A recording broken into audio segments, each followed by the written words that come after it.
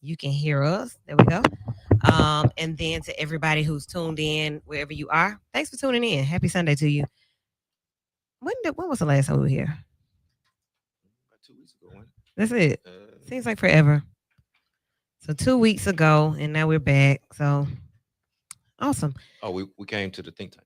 Oh yeah, we did. Okay, so that was in between. That was good too. Yeah, I like a good day dose of the show. So we were here in the day. um, let's see. Where do we start? I know that I felt like I was getting adjusted, J had to the time change. I feel like some days are better than others, and it's really odd because why are we still getting adjusted? That's Right. crazy. But I feel like that's what's happening. We're still getting adjusted to the time change, and yeah, just trying to trying to fit everything in these hours that we have before it starts feeling like 11 o'clock. Like I be saying, 5 o'clock is fake eight. So by fake eight, I'll be ready to get into bed. But you ain't ready yet. But I'll be ready.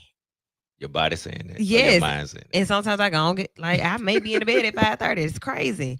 So I'm really trying to work through that piece and you know, get my woo back. I've been trying to get my woo back. Cause man, how about you? man, adjustments is a part of life. And yes, uh, the losing the hour, the getting dark early, you looking up. By the time I get home from work, it's dark. Yeah, like what Yeah, else is there to do but go to sleep? yeah, it's transitioning in traffic. Man, that's sad. Speaking of sad, seasonal affective disorder. Like people say, when this season hits, I get sad and I just start feeling down. We get it. Now I'm not saying I feel down, but I sure feel sleepy. But for some people, it is a chemical imbalance where when this time change happens, they have to adjust in a major way. And sometimes they don't. They're sad throughout the quarter and a half. So October, November, December, January, maybe even February. And by spring, they can come back around. But I've run into some people who deal with seasonal, SAD is what it's called, seasonal Right. affective disorder. And man, like I get it. I actually kind of get it. This is a lot. So if you are somebody who deals with that, just know that these seasons don't last always. Trouble don't last always. And the sun will shine again. All right. So that's the first part. Just trying to make it through the season change and get into the fall. It's almost holiday season. We did a phenomenal job. We being all of you, the Vital Crew, Mount Moriah North Pratt Hill on Wheels did an amazing job with our Feed the Block initiative on last Wednesday. Amazing. We haven't been able to stop talking about it. So thanks to everybody who was a part of that, everybody who came out, everybody who donated. We had some all stars. We have to recognize the all stars. I know that if you listen to the station, you've heard this conversation already, but so Not from us. no, not from us. Governor gubernatorial candidate That's it.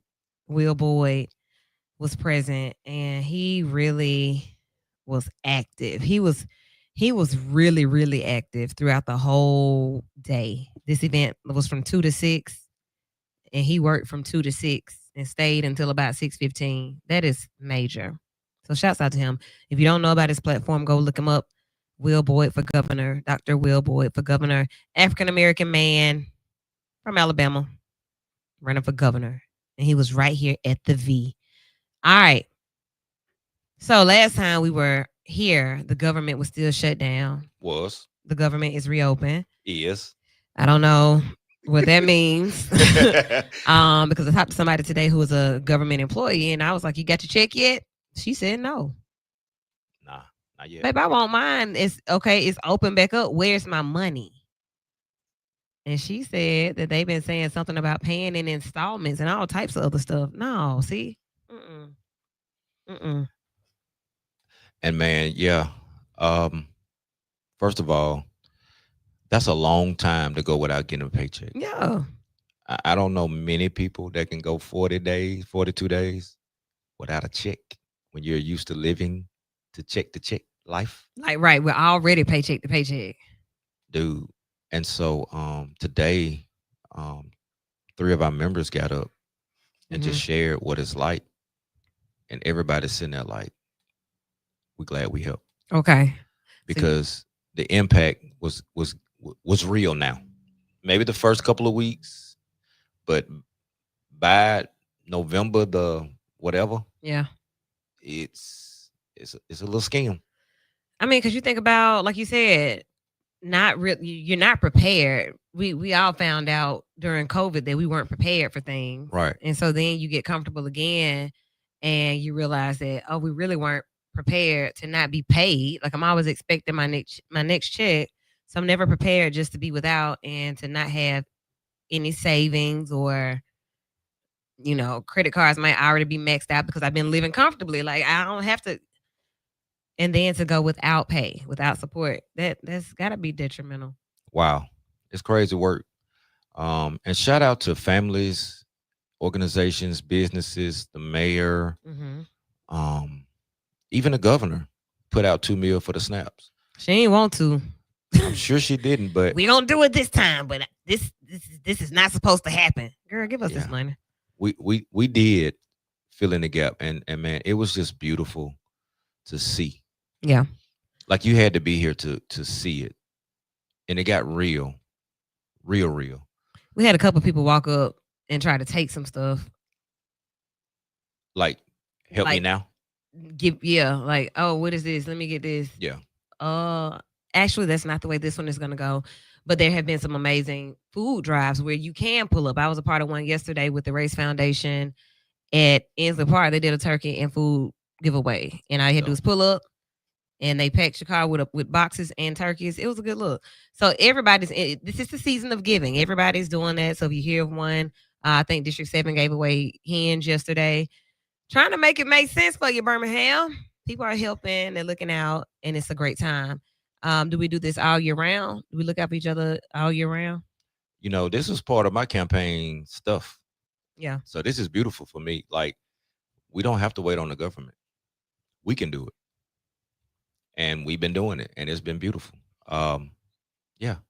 Now, when is enough, and when is a limit? You know, I think it's also time to start talking about crutchness.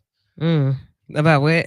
Crutchness. I just made up a Crutchness. word A live on the disorder radio. Let me of make sure that ain't on that leaning. list. All right. A disorder of leaning. You got to have Yes. the dependability. Yeah. So I got we you. don't want to make codependents out here.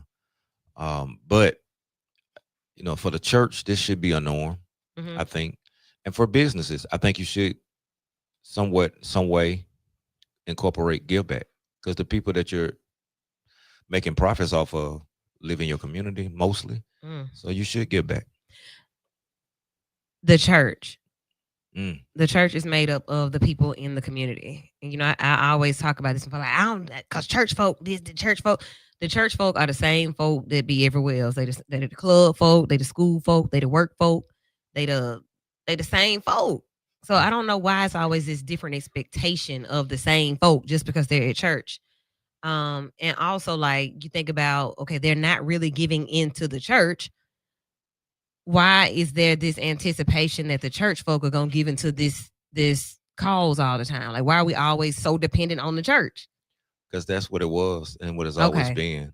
When you talk about some of the early benevolent societies, Mm-hmm. the church was one. The church started most of the HBCUs, Mm-hmm. and so most have just subscribed to that notion that, hey, the church is supposed to help. But y'all don't even like church. You They don't don't. go, and They don't. so I don't really understand why there's all. I get it. I get what it used to be and what the idea is. That's what the church is. That's what the fellowship. That's one of the mission and ministry. Right. I get it. Yeah, I do. But you just said you had federal employees who are in your congregation. So do Correct. I, right? So Yeah, I see your face. yeah, It's written all over your yeah, the depend. face. I try to figure out people's disdain with the church for not just totally taking care of everybody. The church used to take care of the community because the church is the community. It's the same people. It's the same exact people. I've gone to church, I have gone to school, and I have partied with the same people. Same people. I saw you here the other day. I see you here today. and I'm going to see you here Monday through Friday. Nothing is different about you in these places other than in church. You don't say bad words, and your dancing is different. But your giving is the same. You don't tip when you go out. You don't pay tithes. You don't. You just what's the expectation? Had a lengthy conversation about this in the barbershop. Actually, got Mhm. drug in the conversation, and a lot of it really is just uh, miseducation. I'm Okay. straight Lauren Hill with it. Okay. Um, Maybe it was preached about and not taught to, Okay. right? Because Mhm. brother, I broke it down in my way on his level, and he was like, "Man, that's all he had to say." And I was like, He was saying it. He just didn't say it in the language you understood." So there's a barrier, but we can't just look at the church. Okay. We got to look at us. And I'm saying we could do this, people. Mhm. The church should be doing it. That's the mission that Jesus left us. But what about us individually? Like, giving should be a part of you, but it's not. It's not something that people subscribe to because everybody is me, myself, and I. But don't you kind of get it though when you see things happen like the government shutdown where I have what I have and I may not have enough to give because I don't know if it'll last me. I got to hold on to what I got too. Yes and no. Okay. You do have to be a good steward. Mhm. But I'll use the illustration that came to me. So, uh, with the Feed the Block, I wanted to help. I wanted to be a part of it. I wanted to partner. Yeah. We gave. We gave a dollar amount. Okay. We also helped the people in our congregation first, because I believe charity starts at home, right? 2 days later, and I'm not using just because it's money, but money just happens to come this way. 2 days later, our senior group is at Texas de Brazil. They have a Mhm. super large bill. Somebody pays their tab for them, which is almost the same amount that we gave away, Mm. which they gave for us to be able to give. Mhm. So God's word is true, man. If you give, it shall be given unto you. Okay. Okay. It's the principle. So we ain't even got to talk church. If you sow something, you reap it. So I It's can I it's can still I universal. can make this relevant in the street as well. Yeah. Like if you give, you get back. Think about it. When we were in the streets, Mhm. we didn't mind sharing the bottle. Everybody get a tap tap, unless y'all nasty like that. But Yeah. hey, hey man, let me get the last bit. Let me drag that. Sharing is a part of the street code, Yeah. Yeah. right? I got 5 on it. It's a Yeah. part of the street code. It's when we get over here that we forget that part. And that's the part that's really attractive and contagious, that pulls people and draws people into the fold. And it feels good to give. So I will Yeah. say, like, even when you don't have, I've had for a long time, a lot of the events that I did and initiatives that we would put on came out of our pockets and out of my pocket. And I would ask because I still always say that's a challenge to really fundraise and all that type thing.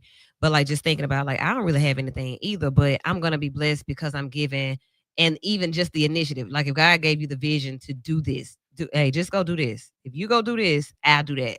And that's kind of how it would go. Like I'm giving you this idea, just do it. Do the idea and you'll get what you need. You'll be taken care of too. And that's kind of how that has always gone. I've never left an event unable to leave because I didn't have gas in my car or Right. because, it was never that. So even in those times where I didn't know what was going to be next, I knew that I was doing what I was supposed to be doing. And all the people that helped, I'm gonna look out for y'all too because you helped.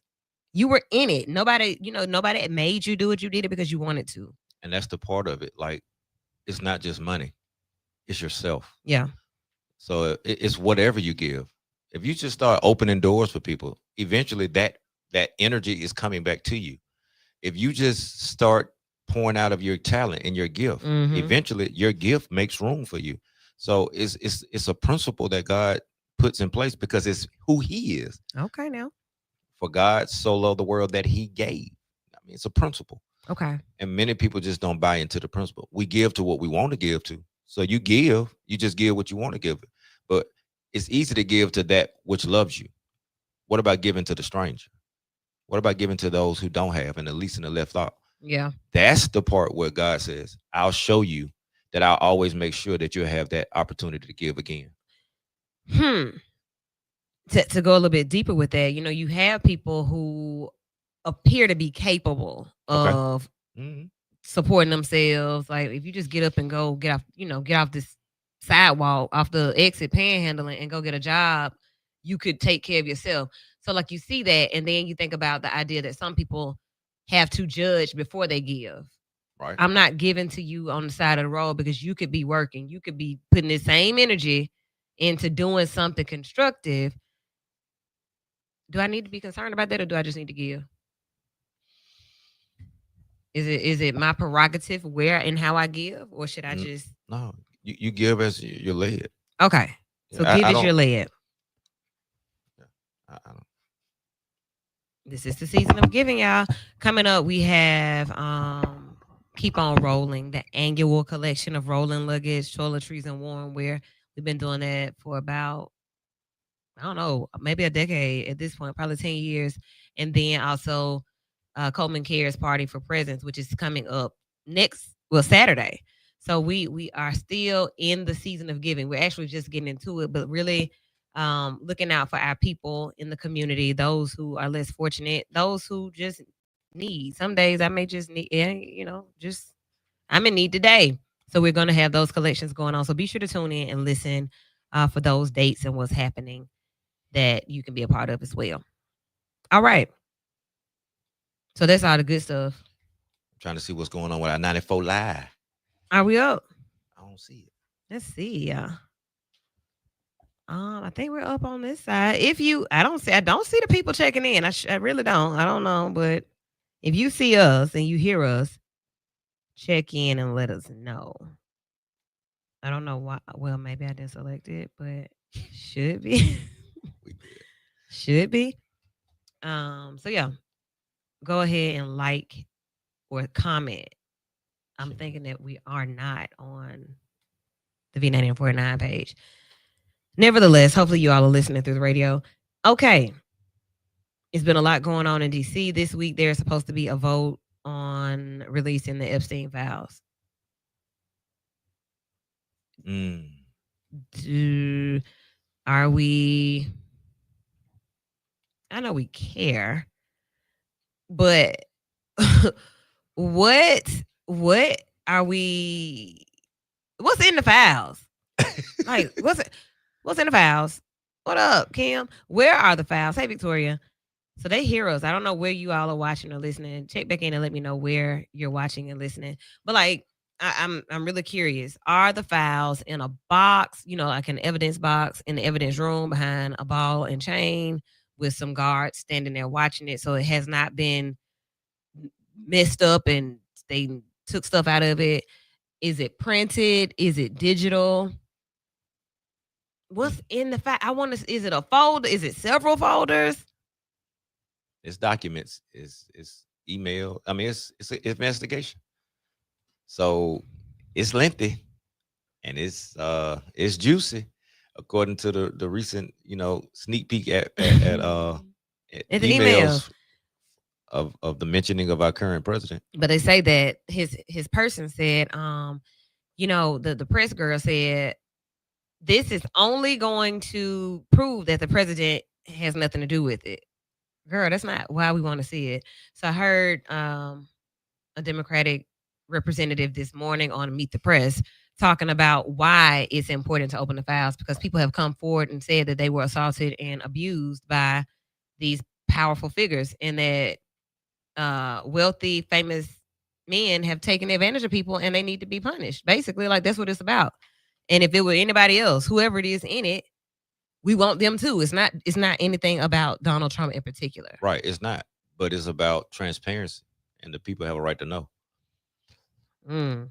And I think personally that maybe the shutdown was just part of the big play of distraction. Ooh. I gave a very unpopular opinion about the shutdown. Did and it I still work? stand on it. As far as the Democrats, I'm wondering that was me.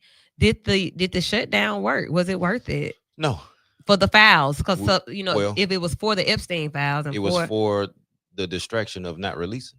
They've been trying to. They just now starting to agree to release them. So I don't think that's part of the deal. I'll tell you what the deal was. Chris said even if they release the files, no reproductions will be levied against Trump. Facts. Because you gotta, not this year anyway, but we could be at the same showdown on next year. And this is why voting next year, to me, in my personal political opinion, that I think I can give, next year's election is going to be critical, people, because if not then, we can do it now. We could turn the House and the Senate and get the necessary seats needed if it is something that the people don't think is worthy of the person hold the highest office in the land. If I had some files Mm. and I had these parties and I had all of the great guests in at my parties. Well, first of all, Donald Trump has already gone directly to we want to question Bill. We want like he's making it political. We want the Democrats that are a part of it. We want them first. Like what? This is That are not part of political. what? The files. Ooh. Well, with an open investigation, you don't have to release files. So that's why we have to investigate these political figures. I learned that here recently because I'm not a law person. I don't know that. I didn't know that until I learned it. And when I learned it, I said, oh, so he's going to immediately try to go and do that. That's why I'm wondering where the files are. Who has them? Are they at the FBI building? Like, where they at? Good question. Why don't we know where they're kept? When, like, where were the Dr. King files? Where were the JFK files? I'm sure the DOJ has these files. I'm pretty sure of that. And I remember the candidate Trump saying that he had no problem, that they should be released. I remember I watched him on that one. And what changed? Well, I won. I'm in now. Yeah. just like the whole premise of the shutdown. So the shutdown being that we want to make sure that these insurance prices don't go through the roof. That and that ain't even a part of the deal that was made. It wasn't even a deal that was made. It was just like a pacifier. So some of the Democrats decided that, hey, we're not going to continue to let this go. We had our other crew members come in. Hey, y'all. Welcome. They said we're not gonna let this go. We cannot keep this going on. So we're going to vote in other direction, is what they said. So they did. And what happened was they got snapped for another year, guarantee of no mass firings, and then those who were fired by President Donald Trump, they will be rehired, I guess. I don't know. Veteran support, that's gonna be solid. And a guarantee of government pay. That ain't even what this was about in the beginning. So why are we getting that? So yeah, I just wonder, was it worth it? No. It wasn't worth it. I say it wasn't because, but let's be real. I said this when we first talked about it. Probably one of the only people in this circle of Ensley that stood on that. If you think about it, I said that the Democrats should have done it in March. Why wait to the holidays? And your reasoning, you're not going to get what you want. It's never going to get health care during the shutdown. It wasn't going to happen. Nothing really get done in the shutdown. Shutdowns are really just about leverage. And we lost because he said the Democrats have lost. So I'm like, was it like a tug of war? I don't think they lost. Okay. What did they win? The messaging. Okay. Because, and this is why it was problematic for those 8 Democrats to deflect the way that they did, who happen to be ones that's not going to be primary. So either Chuck Schumer don't got a handle on all the chickens in the coop, or he orchestrated this and tried to keep himself from being connected to it. But SNAP wasn't even an issue when the shutdown happened. Like, SNAP wasn't an issue at the beginning of the shutdown. That's something that happened. They said that like right before November came about. They was like, we ain't gonna pay y'all for it. Because right before November happened, it was like, okay, we're not gonna get paid SNAP next month. Everybody got SNAP before that. SNAP became an issue after that. The primary issue was the bill that the Republicans put out was trying to take away health care and change the premiums. And what they were saying was, hey, the Latino, they trying to get the Latinos free health care. It started off with that. The reason I think they won is because at the end of this, everybody started blaming the shutdown and the snap thing on the Republicans. It wasn't a clear this is the Democrats. And this is what happened on that two Tuesdays ago, where you can't even find a Republican that won something in the country. So the American people are speaking. This was just like, it's like the Democrats was like, we doing too good right now. We need to dial it back a notch and do So what we've been doing. Comply. Even Mamdani. And what's happening is, just like AOC said, who is being called into question right now is the old guard of the Democratic Party. So when you talk about Fetterman, all them other Republicans, not Republicans, they're centrists who flipped over, and Chuck Schumer and Hakeem Jeffries, these people who didn't want to back Mamdani, it's like the Democratic Party is changing, but these people are going to keep it the same. And this is why something like this happened. But at the end of the day, I do think that, like, it would have been, I think the Republicans would have came out with more if they would have been able to convince America that the Democrats are to blame for all of this. Well, that's not what's happening every time the president in his direct reflections speak. Like, you know, the Democrats and the ignorant Democrats and the. Well, that's the problem. Like, if you highlight everything in the book, ain't nothing highlighted.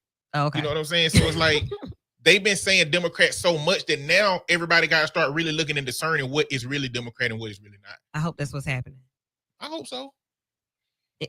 Okay. Was it worth it? 994-8949. If you're one of those government employees, if you're somebody who, like, I'm still waiting to see what my premium is going to be.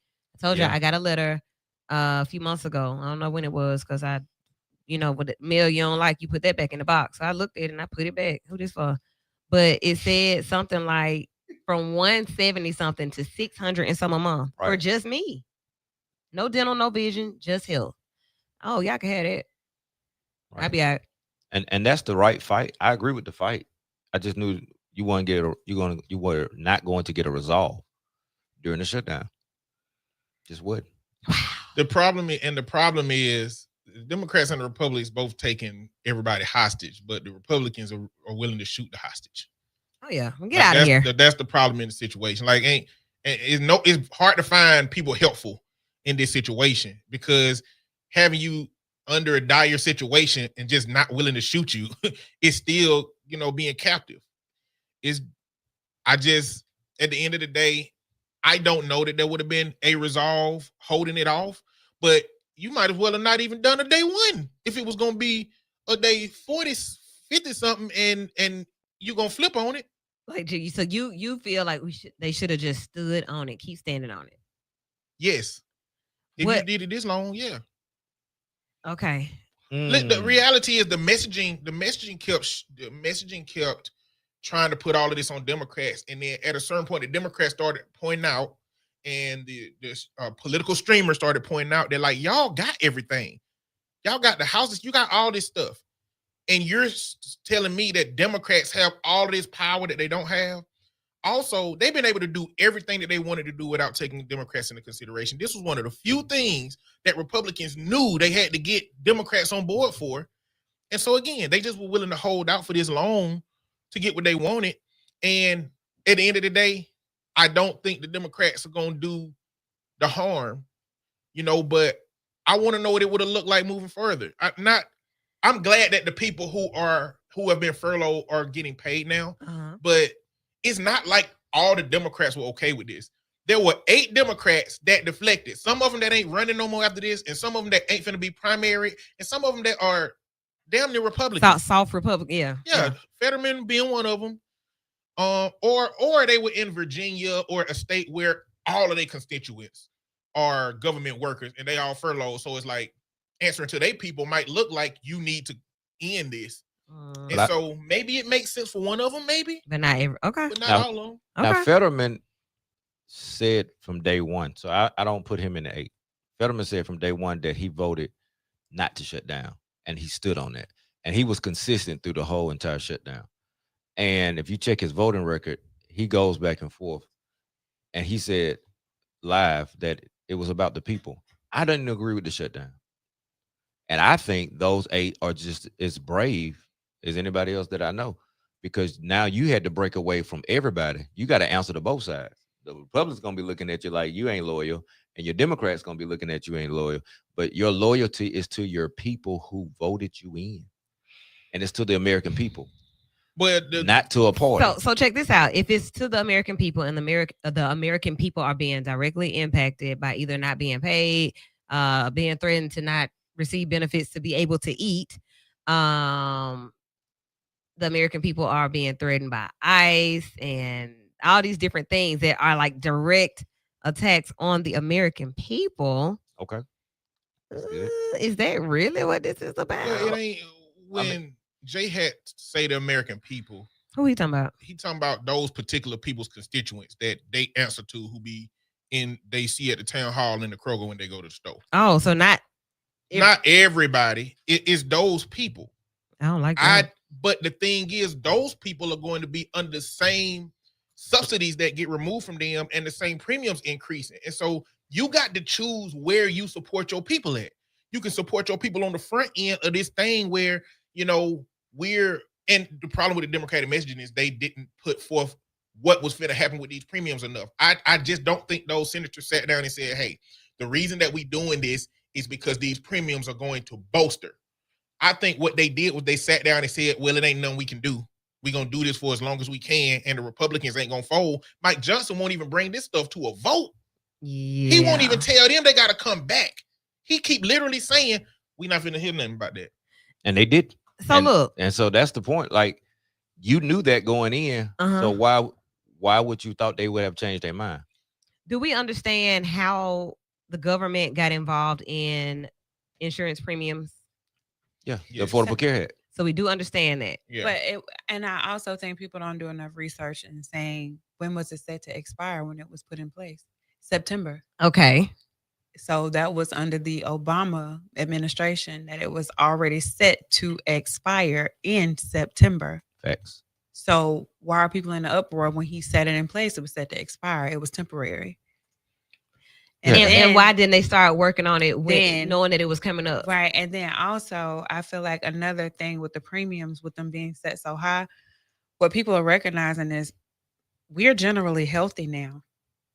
So what are you using your insurance for?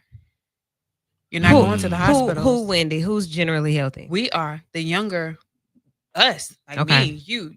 Well, but you get what I'm saying. You said generally. Yeah, generally, most people are healthy and we seek treatment when it's necessary. Okay. So who wants to be paying a premium? Because, we can all agree that insurance is a scam. Can we not? Because you don't need it until you need it. You don't use it until you use it. So you're paying a monthly premium. But guess what? You go to the doctor one time a year, you paid 10 times over in premiums all year. That is facts. So a lot of people aren't even getting health insurance, which increases the premium because the demand for it is so low. Mm-hmm. So it raises the prices. So thinking about how we got here, is that we were going to be here anyway. And I know Jay had says that like even knowing that we were going to be here and this could have been handled in March, it's almost March again. My whole point. Okay. And the shutdown is only temporary fix because they got to come back because they did a temporary stopgap bill instead of actually funding the government. So we'll be back here again in January. And so when you talk about health, and this is something that my 22-year-old son has put me on targeted. Your health is what you eat. Yeah. And how you take care of you. You don't need the doctor. Insurance is only the if, not the when. Yeah. Case in point. If you don't have it, that's when it hurt. But if you ain't, you're right. You spend all that money. Think about all your short terms and all your insurances that you have. Yeah. How many times are you going to use them? But if you don't have it and get caught slipping, you're in trouble. Right. And in the state of the present economy with insurance, what's so crazy is they're not paying out. No, not for real. In no sense of the word. Auto, life, they're trying to figure out a way to not pay you, but they're increasing the premium because they're losing money because people aren't signing up for it. Because people are recognizing that it's really not necessary. Well. I'm sure there's somebody tuned in that says I need my coverage because Mhm. I can't afford to pay for Yeah. these things out of pocket. I can pay a copay, Mhm. but I can't pay the out of pocket cost for my Halo. I can't pay the out of pocket cost for my insulin. I can't pay the out of pocket cost for my high blood pressure medicine. I need my insurance. There's a lot So of, there's some people saying that. but I'll say that there's a lot of primary physicians that take out of pocket payments for people that don't have insurance that'll get you your basic needs. Yeah. I would be able to get all of my diabetes needs treatment by using the Good RX card and paying Right. $150 every 3 months to go see my doctor, Mhm. Okay. instead of this $700 and some dollars that A I'm paying month. every month. And Mhm. I'm getting the same thing that I would be getting if it was a $150 every 3 months to see my doctor. However, if something big happened, that's the problem. When you need these high level cost premium screenings Mhm. and Some type of MRIs and surgery. things like that, surgeries, that's when it becomes a problem. The only problem, though, the main problem though, is insurance has become such a foundational middleman to all of that process that the doctors got to charge more. Yep. When you have a relationship with your doctor or a surgeon or somebody and you can pay out of pocket, they have payment plans. There's literally doctors on TikTok right now that call doctors because people in the comments will put, well, I got this. Can I get this without going through insurance? And they'll call doctors and they know the questions to ask to say, well, we have this card, you do this, you ask for this, and it'll cost this much. You put how much it costs on there. Okay. Like there's more to look into. And specifically to have this conversation now, if your premiums go up to a point that you can't afford them, then you need to start knowing what the different types of plans and options that you have to reach out to people. Back to Cooper Green. Right. I mean, Yeah, hey. and also like doing it's very fundamental. They say if you want to hide something from somebody, put it in a book. People don't want to research how to actually live and be healthier. And they know you're not going to do it. They know you're not going to research it. They know you're not going to read about it. They know you're going to take the easy way out. The easy way out is, oh, if I get sick, I've got this medical insurance that's going to help get me treated. Instead of saying, oh, every day I could do something to make my body a little bit better, to keep me out of the hospitals, to keep me out of the doctor's offices. Mhm. A lot of people are going the holistic way. All of these things are affecting the economy and with the Mhm. insurance Okay. because a lot of people are going the holistic way. They have to recoup their advances some type of way. Let me tell you something that holistic health may not fix. Who is it, y'all? Cause like, where's you going? Let me get my pistol out. Pew pew 22. Everybody goes down. Yeah, but something that your holistic health may not, or your holistic measures may not directly address is mental health care. Mhm. Like you can eat as many blueberries as you want. You can what else? All the leafy greens that you think, but you may have to take some meds. Yeah, but there has actually been direct correlation between brain fog and mental clarity and your diet and parasites. So a cleanse can actually help clear your brain. I mean, it's a lot. But like I said, if you want to hide it from them, put it in a book. It's the depths of it. So Mhm. I do want to push this needle. All of us have built insurance at some point, I would assume. Mhm. I can say that, right? Yeah. I think this is the win, Eddie and Wendy. And Woo. I think this is the win. What did you Eddie, Wendy, and Woo. like? I Yeah. don't know why I just did it singly, but hey, It's okay, I'm having a everybody. brain fog. Everybody. The Affordable Care Act is a compromise Mhm. because the argument was universal health care for all. Do y'all not think or feel that America, like some of our other first world countries, should provide the bill that all of our senators and everybody get? I mean, of course you feel that way, but when you realize what type of nation you're in, the United States of America is a corporation Oh, it is. and is ran like a business. And that's why Donald Trump is so fitting for this economy because he's a capitalist. And that's why people are saying like we needed a bully in this time. And it works so well for the people that it works for. But of course they capitalize. Everything is gonna be. Are we on? This Okay. is what I'll say. Yeah. America does not have to be what it is because it wasn't more capitalist before Reagan. And we have a history of having presidents that are more socialist than they have been. So FDR, the New Deal, was what was created all of these social programs. That Reagan stopped all of it through the Southern strategy and a bunch of rhetoric around welfare queens. Well, right? Yeah. So it can be different. It's just, yes, as I think it becomes more capitalist because when you're talking about these technocrats, when you're talking about Elon Musk and Peter Thiel, they know that America can be different than it is. They're just swerving it over to a more capitalist, more fascist way. Right. But if we had people that could swerve it to the other way, that would be good. The problem is Democrats are not effective at moving anything forward at all. Not even forward movement. No forward movement. But what Democrats do is they either keep it still for the Republicans to move it back from progress, or they move it back themselves and the Republicans just take advantage of it. I'll even on what you're saying, Jay. I'll even zoom into that a little bit more. The Affordable Care Act is Romney Care. The Affordable Care Act is what Romney Care was. Yeah. Romney Care, Mitt Romney. Yeah, because when Barack Obama was talking about and America was talking about health care for everybody, Republicans had to have something, so they had Romney Care because what the Affordable Care Act was working in Romney State, and they brought that out as an alternative, which is what the Affordable Care Act became because that became the rhetoric. And it's so crazy that they hate the thing that they advocated for to change the Affordable Care Act into. The problem is the technocrats, the Elon Musk, all of the people who are as wealthy as they are, and all of the legislation they're trying to change to make the wealth stay in the hands of the wealthy. They're trying to change it to where Americans don't have access to anything. Look at that 50-year mortgage they're talking about. Yeah. I saw that. Like this is so you and your kids gonna be renters. You already gonna be a renter for your whole life if you ain't got your stuff together. Mm-hmm. Well, now you and your kids gonna be renters with that system. So I think what their approach on that was, if you can stay on government assistance for 20, 30 years, then you can pay for this for 50 because you've lived on government assistance for all these years.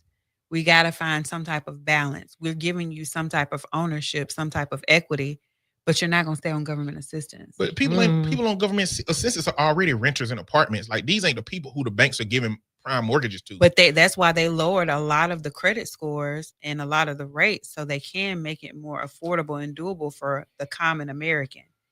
It's giving some leverage to somebody, to more people to be homeowners.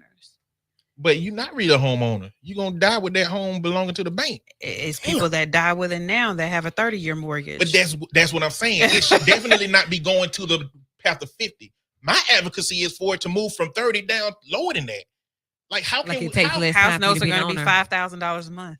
No, that's the only reason they $5,000 a month, because our government is allowing these companies to buy up 67% of all the houses in America.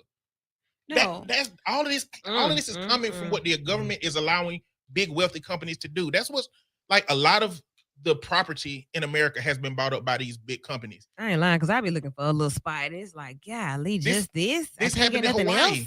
In Hawaii, they call it.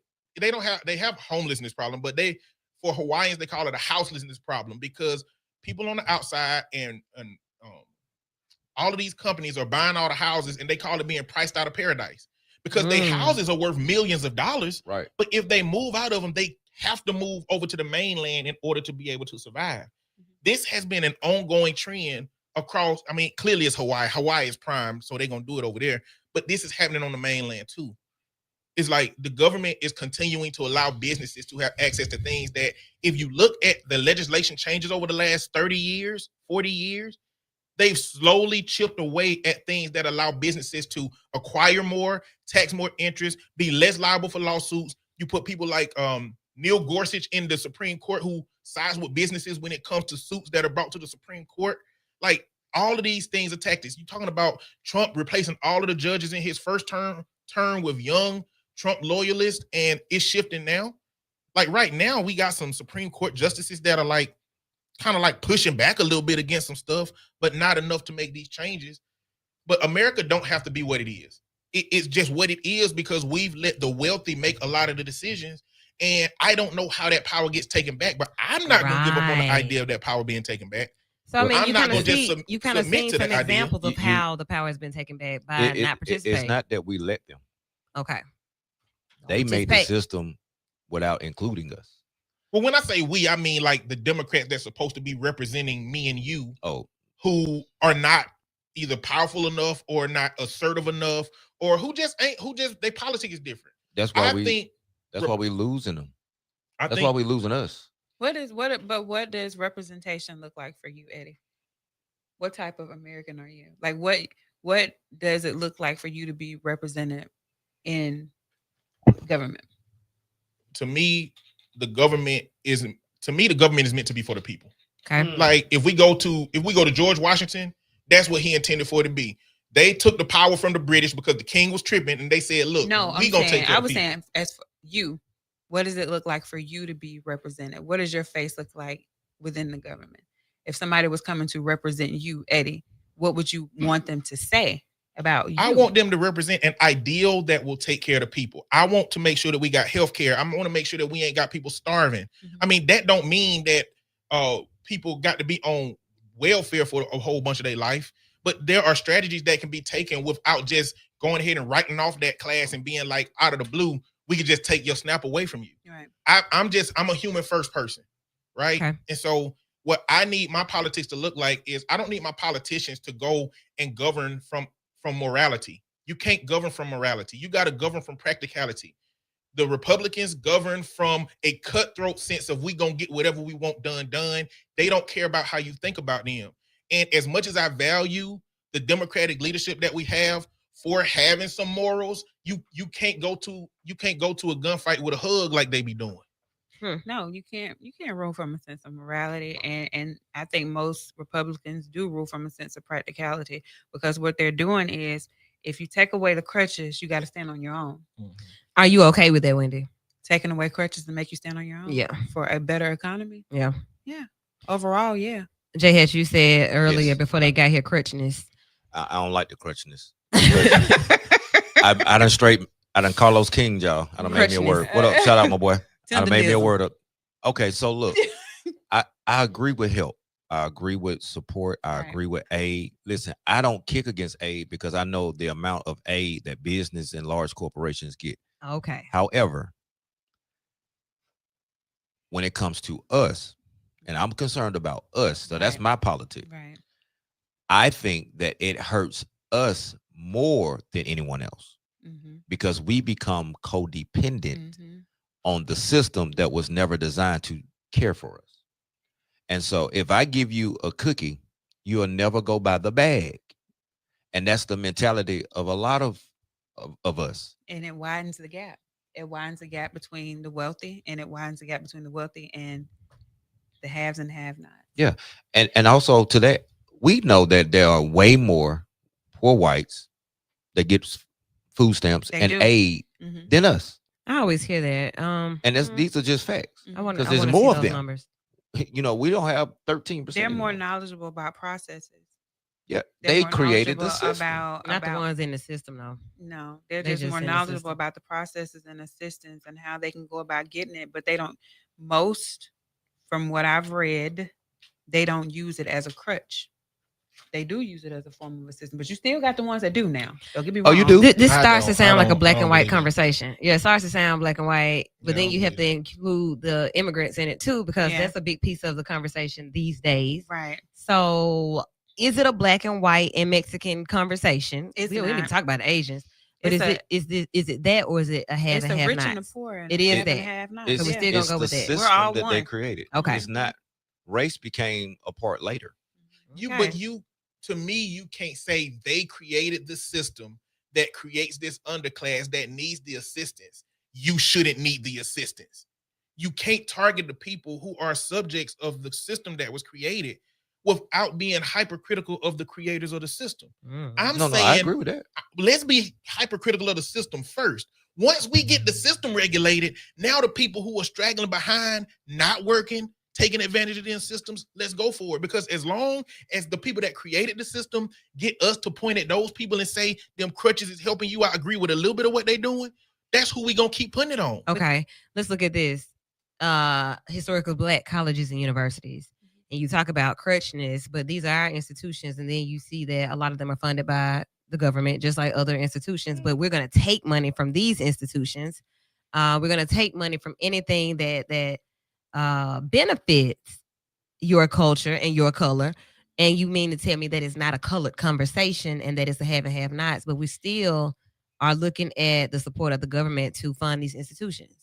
How do we justify our argument that this is not a black and white conversation? This is a have and have not conversation. What I was told about our institutions, HBCUs, is that we can only support you as much as your own supports you.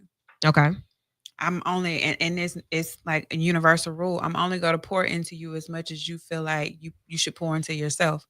A lot of these PWIs, their alumni, they reach back. Because they're still a part of the system. They're a part of it. And they are involved and they give back and their dollars contribute. And if you look at a lot of the PWIs, a lot of alumni, what are they? They're Republicans. So, facts. Victoria says that makes it black and white. Mm-hmm. The reality is it's intersectionality. Yeah, like it's but at the end of the day, black people always gonna get the short end of the stick. Facts. Because Charlie Kirk got killed at a white university in a white state by a white man, and 6 HBCUs got bomb threats. Like this is the world we live in. These don't even go together, but we can be somewhere minding our business, and we gonna get blamed for everything that's going on. So to me, it serves no purpose for us to put any blame on the groups of us as black people who are struggling to figure out how to navigate this system, or who are caught in the spell of what this system has done to people by telling them that you are less than. So when you hear other blacks say things like, you know, they shouldn't be dependent on a system, you know, well, you've been on food stamps for 11 years, or, well, you have the same opportunities that I've had, so I don't understand why you're here. When you hear that, what does that say to you all? Within your own race? To me, it say you zoomed in too far. You hadn't zoomed out enough. Oh, you hadn't zoomed out enough to me. Because I promise y'all, when the government say we are done with corporate welfare, we ain't doing it, I'll get into that conversation with y'all. When would they ever say that? If they don't, I'll never get into conversation with y'all. Is all I'm saying. So it's think like about when they created it, because it ain't always existed. Who was it created for? Created for white people during the Great Depression. Exactly. Like, of course, but like a rising tide lifts all boats type situation. You know how I'm here, I got to get some too. They can't, because at a certain point, the legislation said that you can't create something for white people and not create for black people. So, exactly. But a lot of things in history have been denied because white people didn't want black people to have it too. Like, it's a long history of that going on in our country, where when white people realize that black people will get it too, if they got it, we don't want it. I want to talk about the black people that don't want other black people to have it. That's the whole. I want to talk about that because we just as bad. Okay, so when we come back, well, we got a few minutes. We come back, we'll talk about that some more. But I want to look at. Okay, let me just self-disclose. Okay, I be gatekeeping. I don't want you at my favorite restaurant. I don't want you ordering from my favorite site. Oh, I like that. Where you get that from? I'm not telling you. I'll get you one. I'm like that now because I don't want you to have everything I have on a lower level. Now, when it comes to equal opportunity amongst my people, by all means, yes. But when it is mine, my style, my efforts, it's mine until I share it. And we talked about sharing and giving in the beginning. Yeah. But not from the sense of what we say, like the system is, where the system is like is designed for just you. This is mine and my people's. Nobody else can have what we have because it's ours. Is something wrong with that? I don't want y'all to come over here. This is for me and the Vital crew. Is that bad? I think it really is. It ain't bad, but in mass, that got messed up. Why? Because I think that's what Martin Luther King was thinking. What? Like, all the civil rights movement created a system where, and this is a high critique of what that was we invited white people in to micromanage us for good. And now we've been micromanaged the whole time. We ain't been able to go nowhere, do nothing, buy nothing, barely do anything on a macro scale. Definitely not a macro scale, but barely in micro scales. Mm-hmm.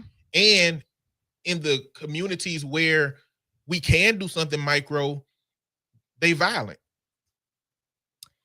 I Because just want to say this. Now you talking. I just want to say this. And I know we have this conversation all the time, and it's always, it's about color, black and white.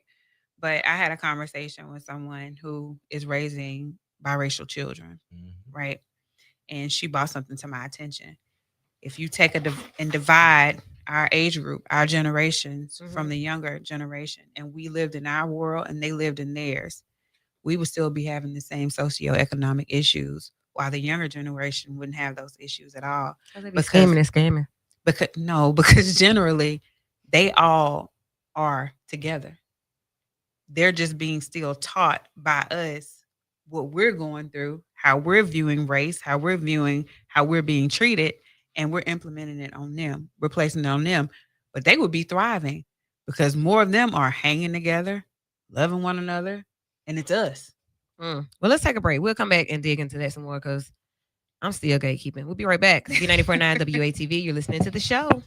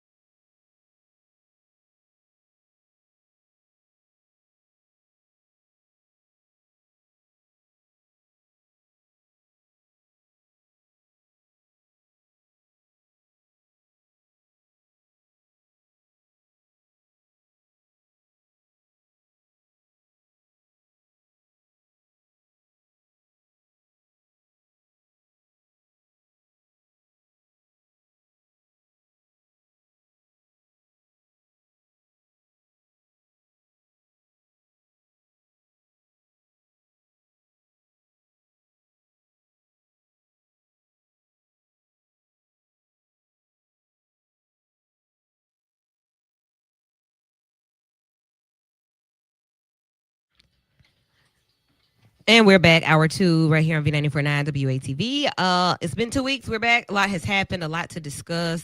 And we're just really being very philosophical about what we are experiencing in government, national government. We haven't really talked about local government because everybody locally kind of chilling. Like we watching the rest of the world. So, yeah. 994-8949 if you want to get in on this conversation. Before we left, Wendy, you were talking about is it Generation A? Have we gone there? Is that what I've heard they are? The new ones, the newer ones. I have no idea. I think my son is Alpha. Yeah. Alpha. Yeah, it's probably that. Is that what my son is? Is he 18? I don't keep No. up with that stuff. I don't. What generation am I? I'm lost after Z. Listen, We are millennials. Oh, we're millennials. Oh, we're B2K. Okay, Girl. So this other generation after us, you said they are doing what now? they are more kumbaya. Are they? They so Yeah, detached. I am very detached, and my son keeps me plugged in. But I had a conversation with a woman she was raising biracial children, and Mhm. that was her viewpoint. And she said, and it made sense. If you separate us from the younger generation, they're kumbayaing. They're getting along more. They don't see a lot of things the way we see them. Those are facts. And even as so far to go into sexuality.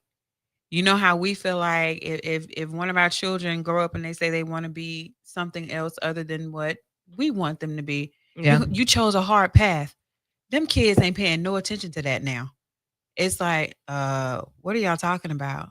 Ain't nobody finna get killed for that. You know, it's so different because it's so fluid. Are they just more oblivious, They- or are they No. really just? No, they're living not free? oblivious. They They're are- just open. They are Okay. far more endowed with knowledge than we. Yeah. Okay. Like we had the reality of the place that we live gate kept from us Right. because our parents didn't want us to know about sex and to know about drugs. And the only time when I was growing up, I saw anything racial was Rodney King and Damn, Cops. man. The show, it was entertaining. I just didn't realize it was propaganda. I didn't realize it was making us get used to them, beating people up and throwing them up Right. against cars and stuff. But that's what we grew up in. But these kids today, they get to see all of these deaths that happen. They all on social media.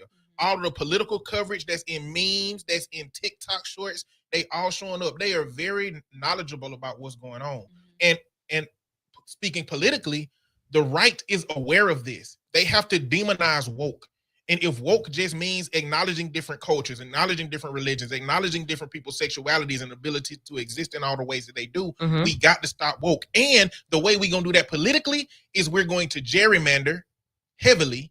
We're going to, like what they trying to do now, take all of these seats, extra seats in Texas. Greg Abbott's trying to take seats in Texas. But in California, legislation just passed for them to take. If it's going to become this kind of war to see how many senators we can get on these seats, but what the Republicans have been doing is trying to figure out how we get the country to move back into where we put everybody back into those boxes of our discomfort so we can be comfortable. So But we we're don't want to know far about too your sexuality. progressive. We don't want to know about your trans stuff. We don't even want different people. We don't want brown people here. The brown people that ain't got to be here, ICE go get them. Like, Like oh, shut up. they created this. They created a system where they use everybody else's labor, regardless of their religion, regardless of their anything, because they had labor. And now it is built up the way that they want it to be. They taking credit for all the physical building of it, and they telling everybody whose ancestors participated in that building that they got to go. That's just not right to me. It's So not. when we're talking about my politic, like it's about being right to humanity, treating people properly, given the context. Okay. Do unto others as you would have them do unto you. But if I don't practice that, I don't believe that, none of that matters to me, and that's not what's in my soul, it doesn't matter. I'm going to do what I want to do to be richer. And Christopher Columbus didn't think like that. He didn't think do unto others as you have you do unto me. He was, I'll do whatever to somebody to get what I need. And his ancestors that still here think like that still. That's what's happening right now.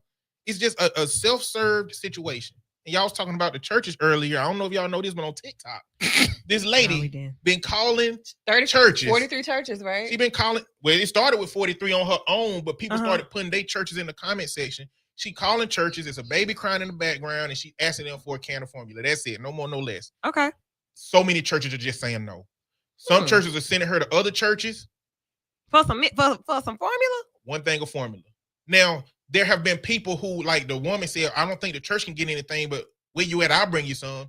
Yeah. And it's a couple of churches who actually helped. And like TikTok done like been donating them money like crazy. Like one churches. one white Appalachia pastor, the last time I saw the count on the money that they had been donating to the GoFundMe for him was like $100,000 because he was just so empathetic to the woman's cause. And so a big discourse has come about, what the church's role in giving becomes, which, the conversation y'all was having earlier. But I think there is at least how I grew up, there is a subjective right. There is a way that you treat people. And we know what treating people wrong looks like. And it's like our government is treating people wrong.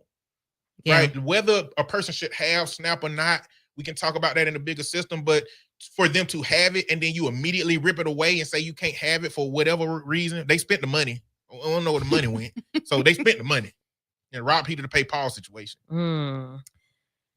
994 That's just not what's happening. 8949 994 8949. What are your thoughts on this topic? We're talking about a little bit of everything. Basically, it's just the conditions in which we live and what we're experiencing as U.S. citizens. Caller, you're in with the show. What are your thoughts? Thank you so much for taking my call. Try to say it real quickly Okay. about the conversation that you all have been having. I'm much like Eddie about corporate welfare. Mhm. That's what we have been seeing. It's the it's taken away from the people through our taxes, and it's given to the wealthy. They are not paying, corporations are not paying their fair share of taxes. This is something Obama dealt with for 8 years. Republicans continue to support them not paying their fair share. I don't know if you all have wondered how Elon Musk even became a billionaire, but he is, and a lot of it was off of our back, everyday taxpaying citizens. I don't agree with a 50-year mortgage. Insane. It is wrong. 30 years is too long. The XY, the Zers, you all, many of you will never, ever own a home because of what they're doing. It is wrong what they have done to SNAP about those benefits. They have painted, the Republicans have painted a picture that the recipients are lazy and they don't want to do anything. It's a damn lie. It's a lie. And I'm going to hang up now before I really get angry about what is happening to the people. Please don't get angry. All right, B949 WATV, you're listening to the show. Thank you for that comment. Ashley says, think, act, relate, accomplish effectively. This is what I see missing everywhere. I agree with that, Ashley. Like, a lot of emotional decision making and responsive. I'm gonna respond. I'm not gonna think ahead of. I'm just only gonna respond to what's being put out. And that hadn't gotten us anywhere. Yeah, I don't really understand that part, Wendy. You know what? We're gonna wait on them to do something, then we'll do something We'll back. do some. Let me see what they're gonna do first. Like, you know what? We don't have a plan, They but playing spades. and I don't even know how to play. I play Uno. I want a wild They card. playing spades, and they done ran out of Trump. Oh wow, Hey. Trump. I ain't got time. Okay. 9948949 is the number. All of us are living in this, even if you feel like you know it. Like a lot of folks feel like they got they get it. I understand it. I know what's happening. I'm gonna be all right. A lot of folks feel like that, y'all. And I'm typically just here for the conversation because what it ends up being is a lot of talking. Where is the action and what would the action look like? I like Wendy's question to Eddie about what would representation look like for you? Like who represents you and what does that look like? My representation or my representative would be open to hearing me. Like when things start to shift, they would want to know what I think. I don't need you just making your own decision on our behalf. You represent all of these people that got you there. So I need you to come back and talk to us. I think Congresswoman Terry Sewell does a good job at that. But that's one person doing a job, like a listening team or whatever. Like what does that look like? They got to look like me. They got to be able to speak my language, understand my plight, understand the changes. She can be a single mama, he can be a whatever. Like I need you to understand it from the ground up, not from where you are now. I don't need you to understand it with just your law degree. And one of the problems with this is the longer they're there, the further away they are from the common man. I'm telling you, I see it every day. You see that downtown, but in the county, at the city. You become a judge or a DA, and you just forgot. No. That's not. You need to play Roy Jones. Y'all must have forgot. Hey. Y'all don't remember that. Yeah, I do remember that. Y'all must have forgot. And we don't need you to get up there and forget. Okay? Don't forget. Yuck. Epstein Transparency Act and MAGA falling apart. These are two big topics right now. These are the main things, and everybody's wondering how does all of this play out? What does any of this mean? The Epstein Transparency Act and this MAGA falling apart. So y'all know Trump is now mad at bad butch-bodied, blonde built Buki Marjorie Taylor Greene because she's a traitor. He said she's a traitor. She's still on her principles. Yeah, so right. But if you stand against Trump, you are the enemy. Yeah, that's what he want. The enemy is here. He said that at the Charlie Kirk commencement thing, the funeral thing. Put He the chains on said the doors. Charlie likes people. He's a good guy. I don't like. I want all my enemies. I want all my enemies to suffer. Like what? What is wrong Like- with him? He's a psychopath. as what Dementia. According to the Jeffrey DSM-5. Epstein said in these emails, Ooh. Trump is the Ooh. worst person he ever met. Don't have a nice bone in his body. Some along the lines of that. What these emails bring out, whether a lot of it is true or not, it just maybe some of it seemed like banter between Jeffrey Epstein We and his fell brother. out. You know, because the whole meme been about latest meme been about Trump giving Bill Clinton a blowjob. Yo, I don't know if y'all seen that, but I ain't saying that shit. That's yeah, wild. that because in there when he was talking to his brother, he talking about has Trump blown Bubba or something like I have that. definitely not seen that. Yeah. All right. The memes are out there, but it showcases that Donald Trump, who had been saying he has no connection, didn't know what was going on, at bare minimum, that was a lie. But Like, boy, you in there. I mean, Eddie, do you know where they are? Do you know if it's a evidence box like in the FBI room? it's probably just a file on a system that got a password on that one or two people can access. Okay. That they can't put the password in until Congress says it's okay on a vote. And now he got these other politicians, Lauren Boebert, he called her that morning trying to get her to vote against it. Then more angry at Marjorie Taylor Greene. Like, it's like he's floundering right now. Like, So what is in it? Like, you know, he said they fell out. They had a big falling out. But we fall out every day. And I got screenshots of people that I fell out with. And if the DOJ calls me to ask me what our dealings were, I have a folder. It's in my phone. So I'm just wondering, is it like that? When this is supposed to happen this week, when it happens, what does the uproar look like from your president? Like, does he it don't look like nothing. They just gonna keep lying. like blah blah blah? Like Okay. they're doing now, they're just gonna say it's the Democrats hoax. All the same stuff they've been saying.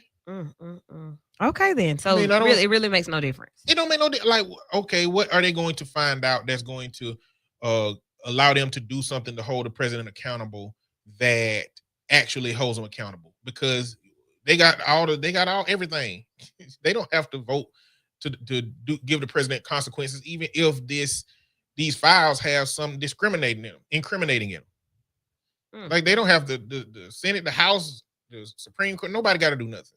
So in essence, nothing really matters. If the only thing that matters is if he'd been doing gay stuff. That would matter? Yes. To whom? To his base. Because I mean, Okay. look, Republicans been overlooking they white leadership messing with young kids and girls a lot.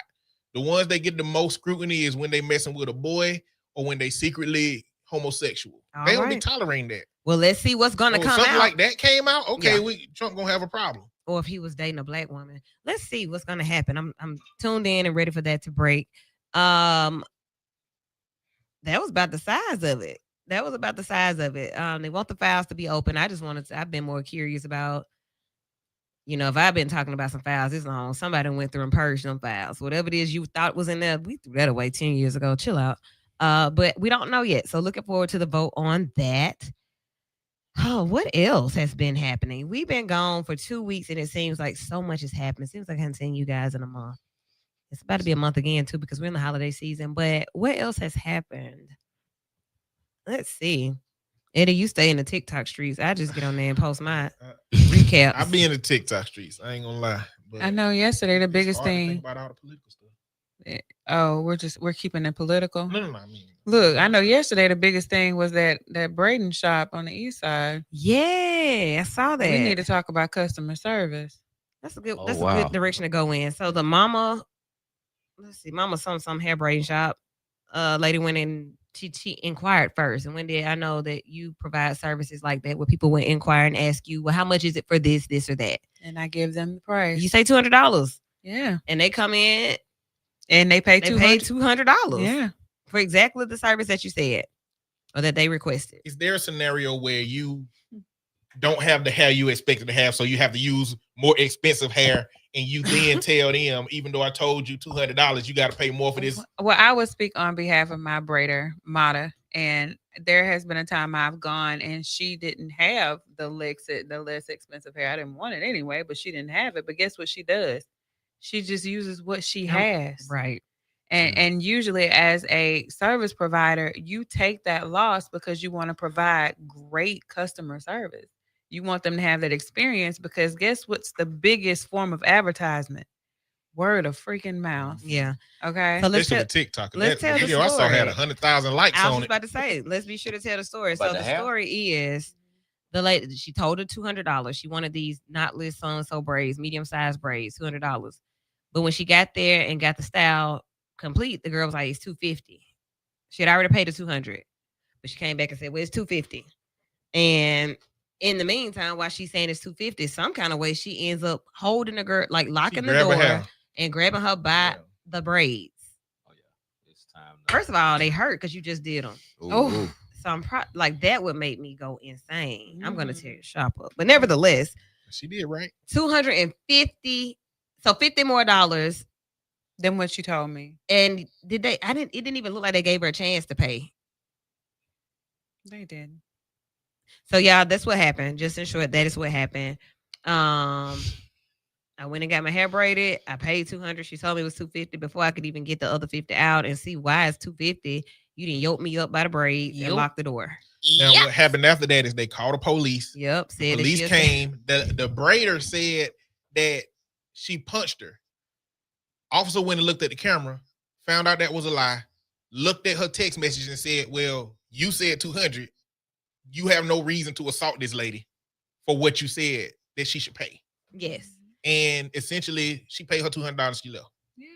And now I want my $200 And you snatched back. one of my braids out, and I'm gonna sue you Oh, yeah, it's a for wrap. assault. All And that. kidnapping. All that. And I Locked say that it. because the justification for the lady was they had to use human hair So, for her hair. But I'm like, you got to Yes. take that one to the chin. You made a mistake as a business owner. and if Yeah. it's just $50 more, like, It don't matter if it was $5 more. Definitely. But they're a different culture. It's a different world for them. and over here in this world, you about to get beat down. I'm just So saying. like all the shares are just like, me and my girls would have done this, or this is what would have happened, or look at this, did y'all see this? So basically now it's time to get them shut down. So Wendy, you said looking at that from a customer service angle. I've never lost when I've given something away as a Never. courtesy. Never. Never. So it all goes back to never, Never. I've never lost. I've never tried to dispute a customer about if they. I'm kind of like Walmart. Now, don't y'all come in there talking about, well, you said you come. No, I will. If you tell me I told you a price, that's exactly what it's gonna be. Even if Yeah. I didn't tell you. If I didn't tell you, if I know I ain't tell you, like you ain't gonna do that. But if you know, I mean, it's just a part of business. But you take losses in business, and you expect losses. And Yes. it's $50. Mhm. You It's got $50. 200. And the woman Can we narrating just the- get Chick-fil-A to do everybody customer service? Because man, they got it right. They have a Bible. They got My customer service pleasure. like they family get took hostage and I'm talking released about after they shift in. This is Yeah. the standard I They expect do it- when you they work for doing my good. business. Period. My pleasure. You know, I worked at Chick-fil-A in high school and college, and we weren't doing all that thing. We were just good people. They hired good people. You know, we didn't have to go through all that. Ooh, you what? just- Like we did. they've been doing it since Chick-fil-A was at Western Hills Mall. Don't nobody remember. Yeah, Oh, 'cause, yeah. we ain't- I ain't You say my remember? pleasure, but Nobody remembers Chick-fil-A being for up a there little short time. with Woolworth. Look at you. Piccadilly. So, Rave. yes, customer service, like the standard. Who sets the standard for customer service? The leader. Capitalism. Capitalism. The leader. Mm, It's the brand. it's already That's the set. brand they want. It's And- changing now. And they take that Sunday hit and still make more money than everybody. Customer Is service it is even that changing good? now. Like, what It's is not right? really Huh. Because good. Right. It's shifting what? to the Ain't even that good. experience of the diner, especially with social media. Well, shoot, man. Ooh. I'm not gonna argue with the No, restaurants because ma'am. you've Yes. been on it with these restaurants. Yes. Eddie for the win. Eddie for the win on that. But let's talk about restaurants. And like you said, like y'all said, it's about the people. It's about the customers and the customer's experience. Now, if I have a restaurant, I do get sick of folk always, you know, trying to be a reviewer or a critic. Don't nobody even know you, first of all. I don't want to hear you talking about the food because what? Well, who? Somebody Why? do.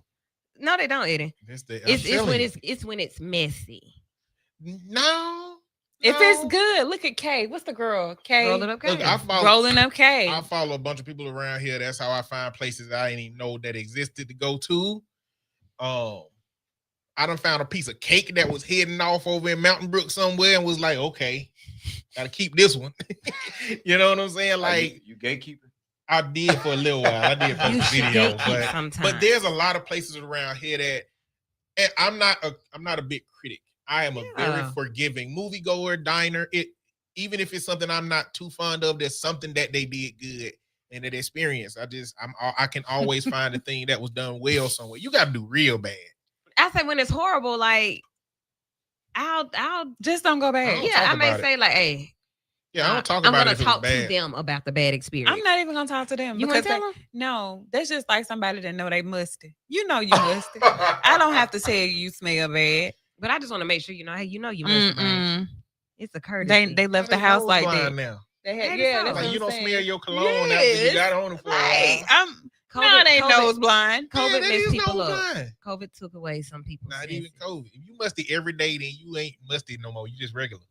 Yeah, this is how you smell. So just like that, if this is what we have all the time and nobody else has complained about it, let me just bring this to your Theoretically, attention. they business gonna fail, especially if it's somebody like up and coming. Like that's what fast food restaurants don't fail. They do all their stuff in a lab, right? But like a restaurant that just opened up down the street, mom and pop, they got to depend on the people.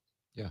To say whether something is good or not, and that's how review systems help. Yeah. But one of the most recent situations that happened on TikTok was this girl was outside of a coffee shop. I don't think she intended for it to be, but she had a Dunkin' Donuts coffee doing her outfit of the day thing. And the owner came out and was like, I know you're not doing a promo for Dunkin' in front of my coffee shop.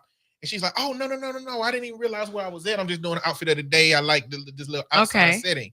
So she was like, okay, I'm going to come inside because she was like, okay, I'm going to see what the coffee shop about. She came in with the coffee, bought a pastry, and the lady kicked her out because she still had her Dunkin' Donuts cup after she bought the pastry. I've seen that. Tore her business up. Her business is toast now. Okay, the nurse that was fired, same type of thing. Everything is on social media. You can't do anything and it not be made public. Or you can if people don't see it happening. But typically somebody's always recording and somebody is like phone is a beep away. So this nurse had been seen before not being empathetic to patients. Man was having a seizure. She was standing back like she didn't want to touch him. And I don't know what the first incident was. But people saw that. They went in and she was fired. You have so many sayings like what's always done in the dark, it's gonna come into the light. Mhm. And you can't do bad business for a long time and expect for your business to grow. So I don't even think half the time you have to do a review because like on one of the restaurants that we've been seeing on social media, when you walked in, you could see that the business was not thriving. You can see it. So your review isn't going to do anything more than what was already being done by what was going on inside the restaurant. It's inner workings. In this Okay. social media world, make sure the aesthetic, if nothing else, is right. Yes. Make sure when and they it walk in, smells everything good. look right. I want things to smell good where I eat. Mhm. And then if you as a business owner, you're in a situation you can't control, you should move your business because it's gonna hurt it more, not the move. The move ain't gonna hurt you. It's you staying where You ain't. you smell sewage. But we're gonna go. I mean, hey. And then like don't be a restaurant that your ego so Hey. big that you be like any video that y'all post of us, we gotta approve it. Don't do that. But don't come in here always recording something. Come in here, eat your food. Eat your food. But Don't you don't come in here doing all You that. live in this day and time where that is just the way of the It's world. gonna change now. It is what it is. It's the way See, of there the y'all world. go settling again. I ain't Because- see Because it's this 2025. I This ain't is what we're doing. I don't care what settling. y'all doing. I'm not- Don't come in here doing that. I'm putting you out. And as a business owner, you got that right. I sure do this. I got my security. Hey, let me see your phone. I almost got put out of a wedding one time because I took a picture and they said Them we folks told you no told you camera. to take a picture. I said, well, hey, whatever. I couldn't even argue with it because y'all did say The that. last wedding I officiated, yeah. that was her ass. She said, They I had got- celebrities at the Just Just wedding. wait. wait until we post it, y'all. Before y'all. But she post didn't. I anything. can't even remember. She didn't want y'all posting it if I all. go to a restaurant and I open up my sandwich and it's a rat tail sitting on that thing, you okay with me not letting you know that it's a place around You here let me with- know when you get in your car. Call do that in I'm my gonna let you restaurant. and everybody else know. Well, Don't I'm do not. that in my restaurant. I'm not because I'm not Oh, going. no. But like I said, word Oh, of no, mouth. Just we joking, going live guys. right there, baby. And see, look, Victoria, they'll just record in the car. I prefer you record in the car. But What's wrong even if if you you don't don't record in the car, record it, bro? if you call your mama, you call anybody and say, "Hey, I just left the restaurant. And there's a rat tail." Word of mouth is gonna kill the business. A 'cause rat tail. Your mama then gonna call her sister, and then the sister gonna call the daughter, and the daughter gonna tell her friend.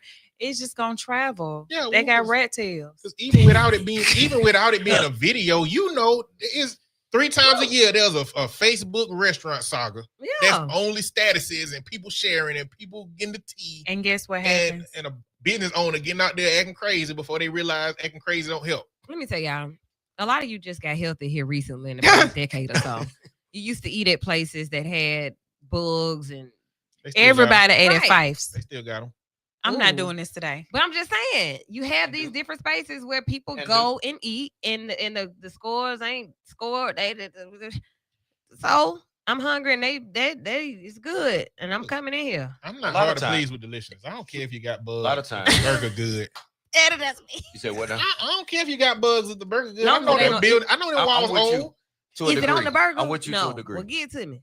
I'm not one of them germophobic type people. But everybody and else then is go- these days. They so bullshit. But real talk, half the time, Your mama because I got used to roaches. be a GM, a lot of times the scores is not about food. yeah, About temperatures. yeah. It ain't all even about types of time. stuff. A lot of times it's facility. And a lot of times we have The roof. gotten somebody else's place, and the facility is gonna always be an issue. So like a lot of times if they got like a 79 up, they're good. Because that means their food temps are good. And then you can read it, but usually the scores get dinged for facility issues. Yeah, people see that number and they don't look at what it is because like I remember getting dinged for some points at a restaurant I worked at because all boxes are supposed to be at least 6 inches off the floor, and somebody put one of the boxes on the floor when they were getting something. It's like you lose points for that, and it's like that ain't no big deal for real. But is his food good? Okay. That's what I care about. Let me get to it. I mean, if it's open and they serving food and they ain't got shut down yet, I give it a shot. Now I'm gonna tell you this. Now I'm gonna tell you something. There's a restaurant where you can like fix your own raw items, or you prepare your own raw items to be cooked. It used to be like that at Five Nights. You remember on the South Side? Yeah, I took that one off because they kept saying they couldn't see. So I was like, let's try to make it easy for them. Okay. I'm not gonna call them because I'm not. You're not gonna sue me. However, this particular restaurant has a bar where you can get the raw items to be prepared by their chefs.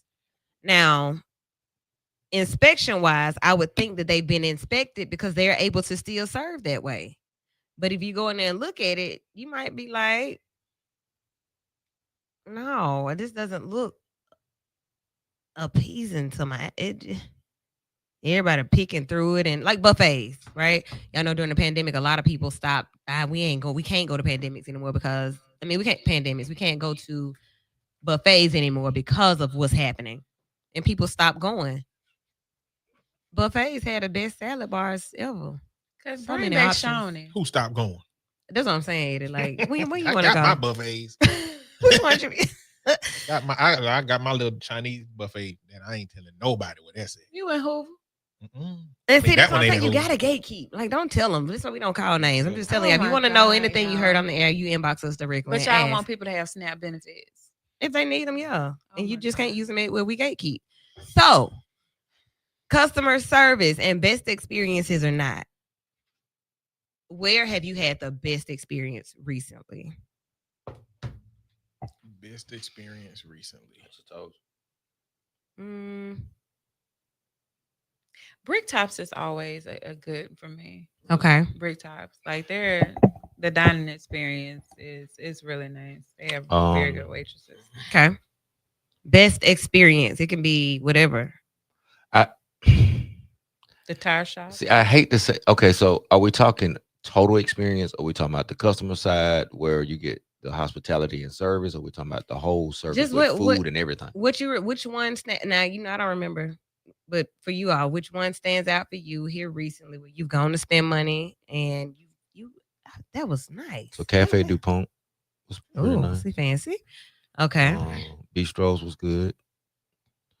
Because Costco's has What's really the good one customer inside service. of the what's the one inside of the hotel downtown? Is Rizzling, Rest and Riveling, whatever that is inside down there by Oh, Plum? that's gone.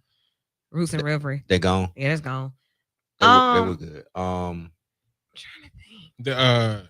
The Cajun restaurant that I did the most recent review on, Botines Okay. OT. in Bessemer. Cajun Creation. Yes, Mhm. indeed. Okay. That was a good And experience. they just reopened. They just reopened. Mhm. It was a good experience, but mostly because the old dude paid for my meal. I ain't got Pay time. for Oh, $100 well, ticket. yeah, somebody did pay for my dinner today because the He- cash register did something. I was like, thanks.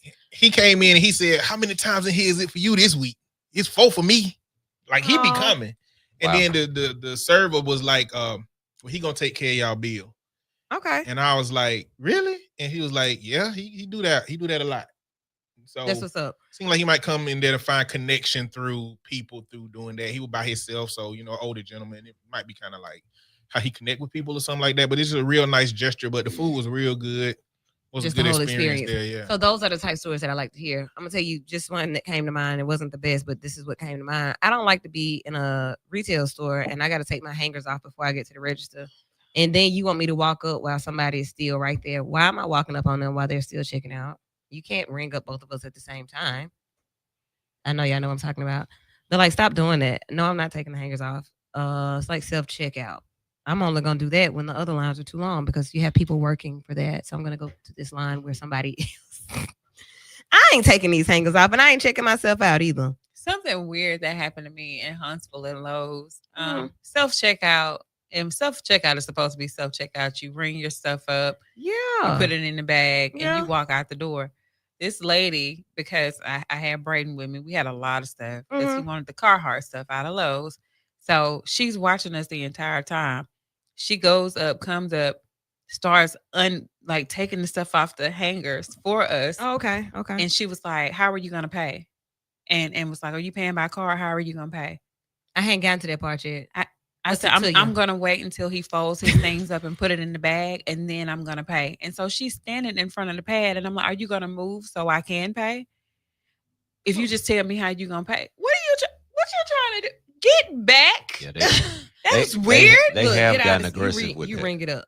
Yeah. Cause they don't, because like some of the kiosks is only cash. Yeah. Some of them are only card. Uh-huh. Usually they ask you before you get in the line, like they got somebody at the line, but like to ask me why I'm checking out, like you all in my space. Move. Back up. Like, You might you get think my I'm- access code. Bye. Like, you think I'm finna insert my card or tap my card and put my PIN number and you standing right Yeah. here over my shoulder? Terrible. If you don't get back, How you gonna pay?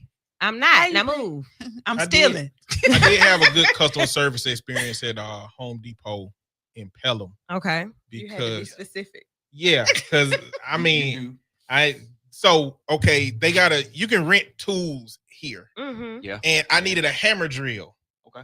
Yeah. and so I You needed making- somebody else to go get it for me, and they got the wrong hammer drill. Yeah. They got an industrial hammer drill. I just Mhm. needed a regular hammer drill. I got you. And so I zoomed back over there and said, "Hey, look, we got this supersized hammer drill that has not been used. Can we just switch it out for a regular size hammer drill?" No problem. Because technically it would cost $80 for that hour. And they was like, you ain't got to worry about it. If you hadn't used it, it don't look like it's been enough time for you to use it. Clearly, you don't need that one. And they let me switch it out. I know that's right. And Thank it was you. just about, I think a big part of it is going up to the people with humility Mhm. and Human gentleness. decency. Yeah, and just being like, Mhm. "Hey, look, I messed up, and if I messed up, then it is what it is. But if you can help me, I greatly appreciate it." That's how I start my Right. my engagements. Like, Hey, that. how are you? Yeah, I have an issue. Yeah. Wanted to see about return. Yeah, all of that. CL, what up, baby? She said the social and 5 Point South service and food phenomenal. Blew my mind. I like Okay. those reviews. Putting it on. Victoria said, "Take the hangers off." What, girl? They be like, could everyone in line please go ahead and have your hangers removed? No. I'm paying for this because I'm checking out. I want the hangers too. If I check out, I'm taking a hanger. I don't want them little flames and hangers. I don't like that, but I'm not gonna take them off either because I don't want to. I'm sick. We hang it up when Okay. we get home. The employees asking to check the bags, receipts for self checkout is crazy. Yes, I am stealing everything, nothing to check. Because why am I doing this? I'm with you. So With this that's Yes, Ashley. ma'am. Like, yeah, like you just Man, stood get here outta and here. watched me and didn't help And you me. got the whole And camera. usually, like at Walmart, the greeters, like I'm like, I fly by him, but today it was an older black man. He was like, "Hey, let me see your receipt." I was like, "You kind of remind me of my dad. I'm gonna show you Just my 'cause of receipt that. just because of that." Like, but get back. But you do know that people use self checkout to steal. But I'm True. not stealing. That's not what we're doing over here. Well, you That- shouldn't put it in the store. The self checkout. Exactly. You caused that. And then if you're going, if I'm going to self checkout, I don't need your employee standing over me and Oh. helping me ring it. I don't need your help. Open the line. Oh, where Well, y'all at going? least make your help look so nice that it look like it could be something else other than you watching me. They That's what opening they be your doing at candles, Publix. opening your candles and At smelling Publix, them. Publix, Ooh, they'll this smell get- good. At Publix, they'll get that spray and start wiping the machine down over next to the one you at. Like, at least make it look like something. Okay. Don't just come stand in my way and ask me how I'm paying. Then we finna have a problem. Yeah. So Because I'm finna so ask for your manager. I am the Facts. manager. Manager. I You am can the tell. manager. You can Hey. tell. What can I do for you? Where's your manager? At Publix, the pictures, called the him. manager pictures be up on the wall. On Yeah. the wall. Where he at? Give me that number. Okay, let's see. We were asked to go back up to this one. Just customer service goes a long way. And when you think about just the not the quality of people, but the quality of employees and who's willing to work, who's willing to engage, you know, those type, who has the capabilities to engage with customers. I don't know. I don't know where the hiring pool is where people are actually capable of being engaged and providing good customer service. It's a culture thing for me. Good morning. Good afternoon. How are you? Welcome to the show. You know, whatever. Okay. Ashley said, off topic, but on my mind. A pastor got caught up showing support for Charlie Kirk. During discussion, he shared he doesn't see how Black America is disadvantaged in today's culture. After giving him more info on systemic racism, his stance was the same.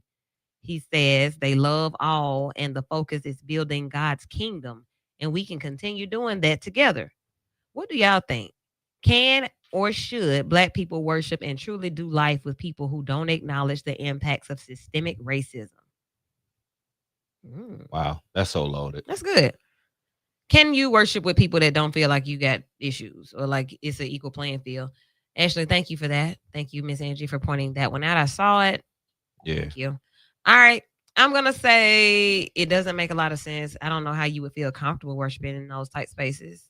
You don't even value me as, you don't value my experience. So no, I don't know why you go there. But hey, dude, it's your prerogative. That's your spiritual relationship. Go on over there and do what you're going to do. The first Okay. thing I need to know is you African. Like, are you from because when you find a lot of people that are brown but of different countries, Uh-huh. and a lot of the times they do have that perspective. If Okay. not, then where did your anti-blackness come from?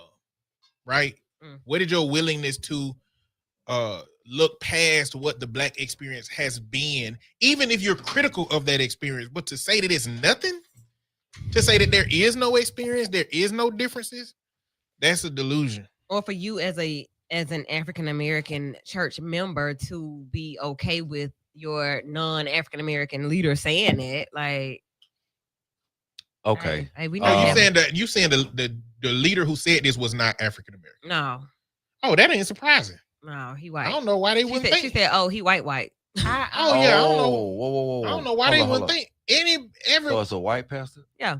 I don't know. I have not seen a white pastor be critical of Charlie Kirk outside of those, outlying TikTok pastors. There's a few. Because Yes, Church we of didn't Highland know was Charlie trying to get Charlie Kirk to come speak 2 years ago.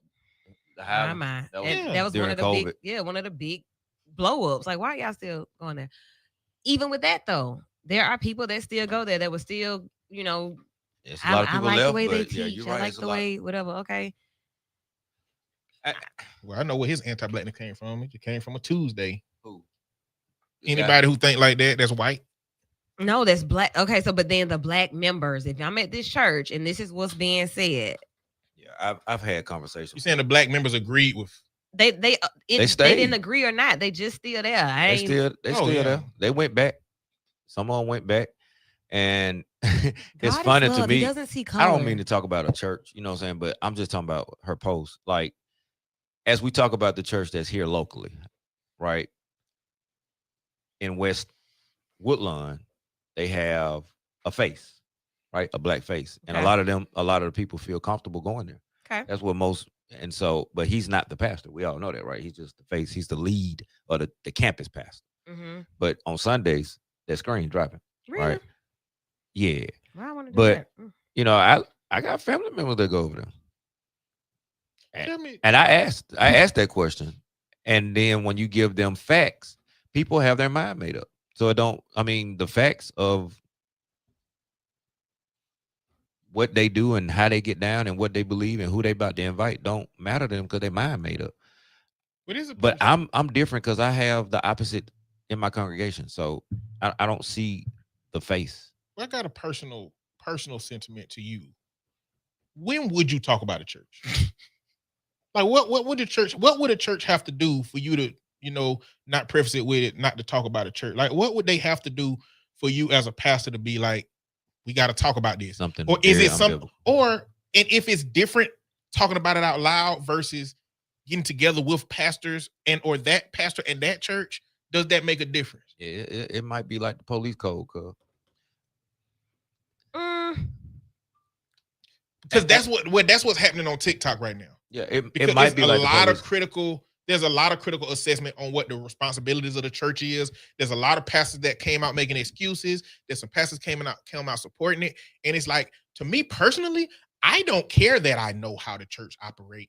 I just want to know that the church is figuring out how to operate in a way that, again, this has showcased that to people that maybe all these churches ain't for the people. And we know that there are churches that are grifter. We know people use religion to grift. Yeah. How do we know the difference between a pastor that's a grifter, a pastor that's well-intentioned but got blinded by the money, and a pastor that intends fully to participate in the community through the money that they give them?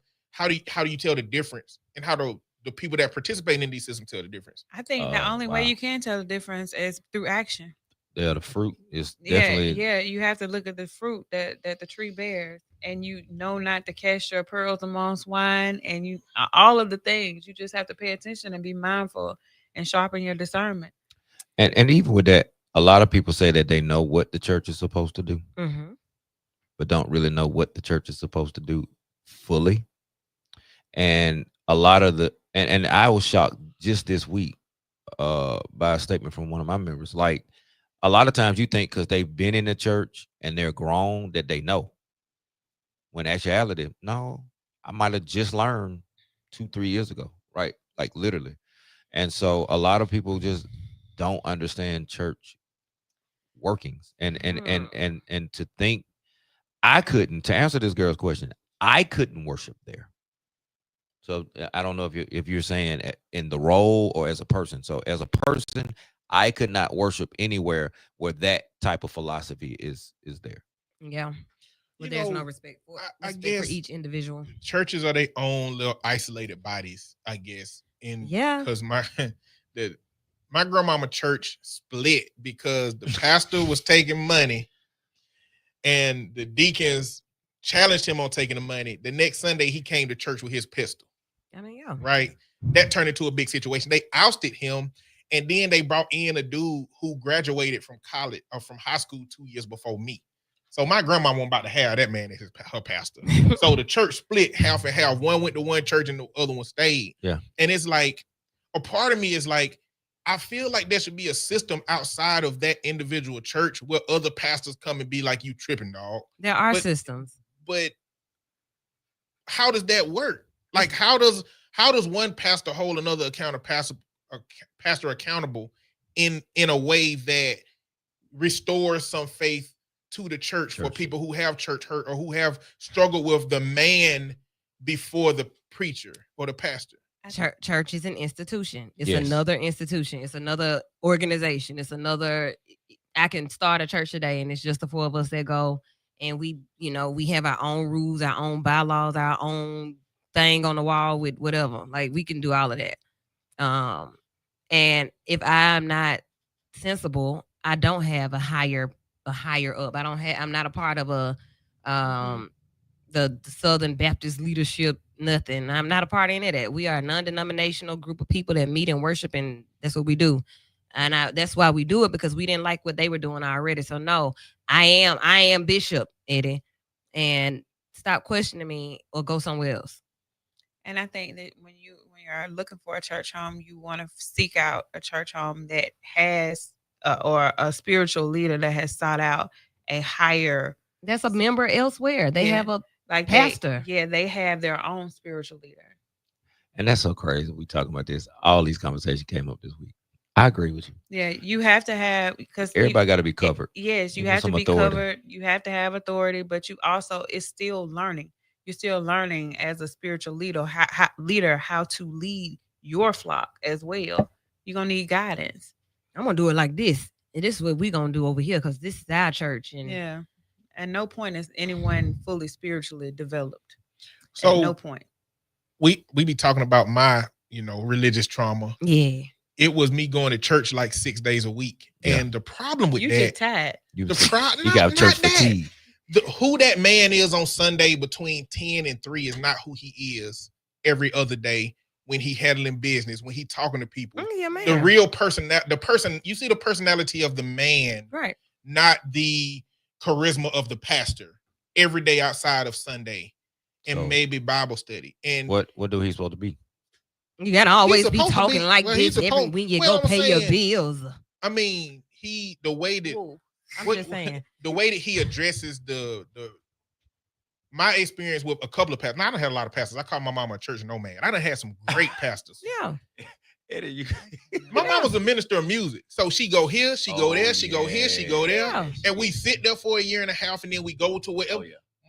God done I led got my it mama now. everywhere she never been. I got it. Dog. Amen. You know You what I'm just saying? told the secret. When you said music, that changed everything. that you Yeah, just said. so we hear. So I got some really good pastors that to this day I connect with. All right. So I can't take everything away from men that are well intended, but I believe that I can see when a man is not well intended or used to be well intended and lost his way because of the money, the power, Mhm. being put on these pedestals, being seen as the pastor before the man. And I think it's humbling. It is. There is something to gain from seeing the man first and the Yeah. pastor second, which is what I learned from that experience. But sometimes too much of the man show up, and that's what I'm critiquing. When too much of the man showed up, with too much of the ego, too much of the pride, the lack of willingness to be corrected, So the humanness. talking to people crazy, like Okay. misogyny, sexism, Okay. like talking to my mama crazy. Like I done heard pastors talking to my mama as the minister of music, Yeah. in crazy ways. Like this ain't the dude that be teaching us about being better people Okay. on Sunday. You know what I'm saying? So in that, never mind. That's depth, and that takes maturity to really be able to say, like, in your ignorant humanness, you out here tripping, and Yeah. and you do need to be checked, and you may not be checked by another pastor. I may check you for talking to my mama crazy because I'm human too. So like I Yeah, already that said part. in an institution, just like at school, your principal is your principal at school, and they still principal Wendy out of school, but Principal Wendy might be at Pilates class getting it in. Yeah. I mean, we are well-rounded human beings, and I think that the human experience and how we see other people and what our expectations are of them as human beings is what messes us up.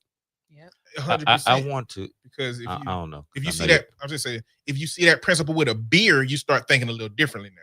I mean, principals drink beer. They do, but when you a kid and you used to just see your principal as the principal talking about responsibility, doing these no drugs and dare things, and you see them with a beer, you think a little something a little And different. why are you even here, little child, and I'm drinking beer? Stay out of grown folks' business. all of that. So all of that in our Oh, yeah. humanness. I'm Jay sorry, go had ahead. like this may be, something that you want to speak to. Well, You got 5 minutes. I'm on the institution part because you said it a couple Yeah, times. it's an and- institution. I don't think it's an institution because What the you think? Bible doesn't. It's an organism. It's a living organism. Okay. Now, there's no scripture to support that. However, in America, Mm-hmm. we have institutionalized religion, Mm-hmm. and that's where my pushback is. Okay. But to Eddie's point, everybody can be checked. In my personal opinion, I don't operate like that, but I've seen people operate like that, right? And so I don't really have nobody in my circle that roll like that because I don't roll like that. That's just me. I have a pastor. I have a spiritual father. Walter Solomon is my spiritual father, and being called on the phone and saying, "Hey, I heard that." Yeah. That's loving correction, right? Or it's a better way to do it. It's a better way to move, navigate, you got to have that because to me, you don't grow without it. This is a craft, this is an art, this is a skill. So you got to be able to grow. And when somebody gets to that point, man, usually it don't end well for them. That's been my experience. But to the other side of that, I've also seen churches make them become that way. Mhm. And I've seen churches move and not want to change and call him, ego and power tripping to where they get rid of the pastor and then the church dead and died. So I've kind of seen it both ways, but you know, I don't think that you should talk to women a certain kind of way. So I don't think that her being the minister of music changes that for me. Mm-mm. So I think it comes down to the personality of the pastor too. Like, Yeah. Because it's still in your humanness, which is what I try to get people to realize in any capacity. There was a video not too long ago where a doctor pushed a lady or pushed the phone or something in somebody's hospital room. And they were just talking about like the way that he was caught off guard by the camera, once again, by the camera. So this is like one of those life altering moments that you got this camera up and the doctor like I saw it. did that, right? Mhm. People think that doctors are supposed to be well poised and always, practicing bedside manner all the time. Therapists are supposed to be, yes, and tell me how I don't talk like that. So you're not going to get that when you come and talk to me. Firefighters are supposed to always get the cats out of trees. I don't do that. I don't like cats. I'm not getting your cat. Tell him to do it. The expectations that we have for people, institutions make us see it differently. Now, the expectations we have for the president of the United States are what they are, right? He should be presidential, and he ain't. and even with that, there ain't that many responsibilities that people know. It's a lot of it. It's the decorum. Informal qualifications. Yeah. and It's how you responsibilities. present. So if you actually read you brought it the last time. If you actually read that thing, you'd be like, oh, he do a whole lot he ain't supposed to do, or we expect a lot more out of him. And I say that to pastors and practitioners and the whole field. Like people have made these expectations of what the church's supposed to do, what the pastor's supposed to do, and ain't do. Like, dude literally told somebody literally criticized me for going to the Jeezy concert. Like, and I'm going to go to the next one because I like That's Jeezy. that's a part of my What? coming up. What is this? It's But- kind of it's like that.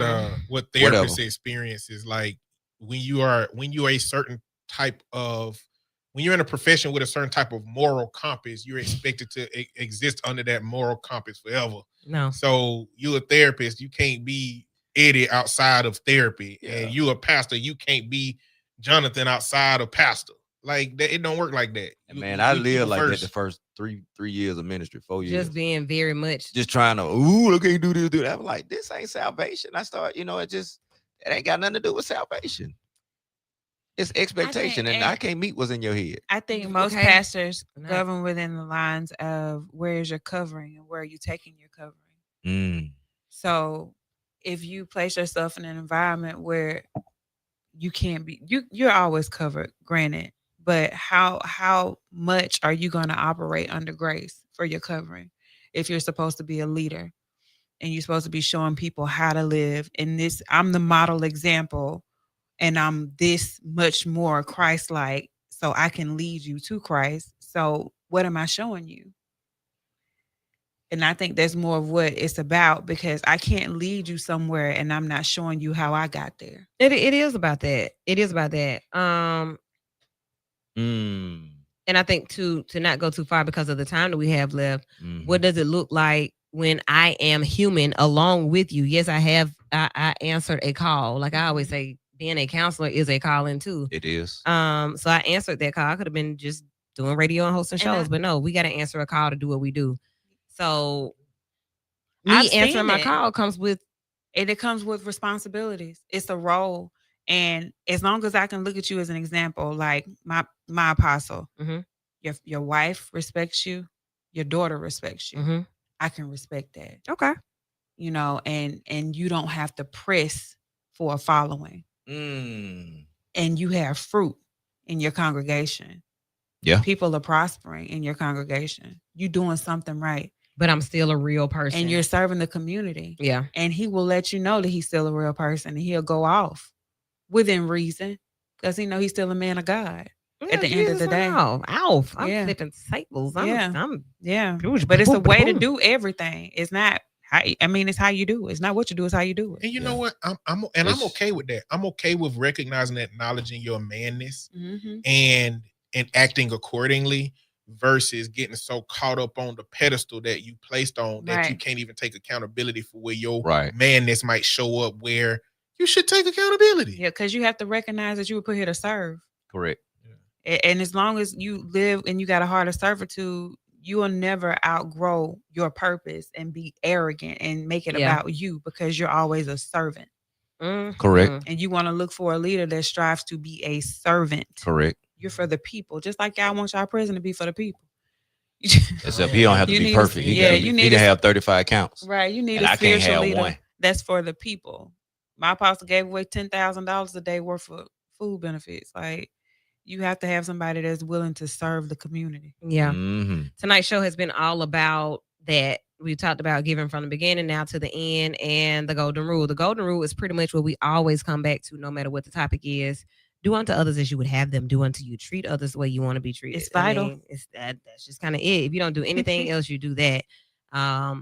So we keep that in mind. We go through the week. We put ourselves first, yes, but you put yourself first so that you can be filled to serve others and to be present for others. So this week, the vote for those files happens. Can't wait. I'm looking for to see what happens with that.